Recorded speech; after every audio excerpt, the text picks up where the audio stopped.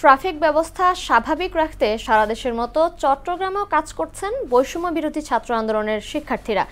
এবার বাজারে দ্রব্যমূল্যের ঊর্ধ্বগতিতে যখন জনজীবন অতিষ্ঠ, ঠিক তখনই বাজার দর নিয়ন্ত্রণ রাখতে মাঠে নেমেছে তারা। তাদের সঙ্গে যোগ দিয়েছেন ক্যাব ও ভোক্তা অধিদপ্তর। চট্টগ্রাম থেকে আব্দুল হকের ক্যামেরায় সুমন কুমারদের প্রতিবেদন, জানাচ্ছেন প্রিয়াঙ্কা নিতু। ডিও ব্যবসা বাণিজ্যে ক্রয় বিক্রয় থাকবে, ক্রেতা ও বিক্রেতা থাকবে, এটা স্বাভাবিক প্রথা হলেও দীর্ঘদিন ধরে ক্রেতা ও বিক্রেতার মাঝখানে কমিশন এজেন্টস নামে একটি মধ্যস্বত্বভোগী নিত্যপণ্যের বাজার থেকে লাভের একটি বড় অংশ নিয়ে যাচ্ছে। আর তাদের কমিশন এজেন্টস প্রথা, ডিও অথবা স্লিপ প্রথার কারণে দেশের ব্যবসা বাণিজ্যে একটি চক্র বিপুল অঙ্ক হাতিয়ে নিচ্ছে। এই কারণেই ব্যবসা বাণিজ্যে কারসাজি বন্ধ, মধ্যস্বত্বভোগীদের অপতৎপরতা বন্ধ করা সম্ভব হচ্ছে না। শিক্ষার্থীরা বলছেন, পণ্যের গুণগত মান যাচাই এবং ন্যায্য মূল্যে পণ্য বিক্রি করা হচ্ছে কিনা সেটি তদারকি করা হচ্ছে। ব্যবসায়ীরা বাজার দর ঠিক না রাখলে প্রয়োজনে সিন্ডিকেট ভাঙতে আন্দোলনে নামার কথাও জানান তারা।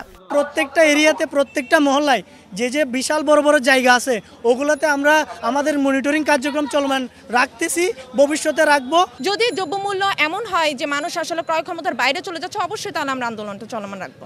বিষয়টি নিয়ে ব্যবসায়ীদের সতর্ক করা হচ্ছে বলে জানালেন জাতীয় ভোক্তা অধিকার সংরক্ষণ অধিদপ্তরের বিভাগীয় উপপরিচালক। যিনি 80 টাকা বিক্রি করছেন তিনি কোনো ভাউচার দেখাতে পারছেন না। এখন আমার কাছে একটা ভাউচার নিয়ে আসছে অন্য জায়গা থেকে, তো এখন এটা তো গ্রহণযোগ্য না। ওনার পণ্য আসবে, ওনার কাছে ভাউচার আসবে। আমরা এই জায়গাটুকু আমরা দেখব যাতে উনি এটা কোনো গ্যাপ যেন না রাখে, ব্যবসায়ীরা স্বচ্ছতার সাথে ব্যবসা করবেন। এদিকে ছাত্র জনতার গণ অভ্যুত্থানের পর ব্যবসায়ীরা নিজেদের সংশোধন করে নেবে বলে আশা করছেন ক্যাব কেন্দ্রীয় কমিটির ভাইস প্রেসিডেন্ট। ছাত্ররা ইতিমধ্যে মাঠে নেমেছে, ট্রাফিকের পরে বাজার তদারকিটাকে তারা কাছে নিয়েছেন। আমরা মনে করি আমরা তাদেরকে সাধুবাদ জানাই। তবে ব্যবসায়ীরা নিজেরা সংশোধন না হলে এই অবস্থার পরিত্রাণ সম্ভব নয়। তো এখানে শুধুমাত্র সরকারের পক্ষ থেকে মনিটরিং করে করা যাবে না, ব্যবসায়ী যদি নিজের থেকে এগিয়ে না আসে।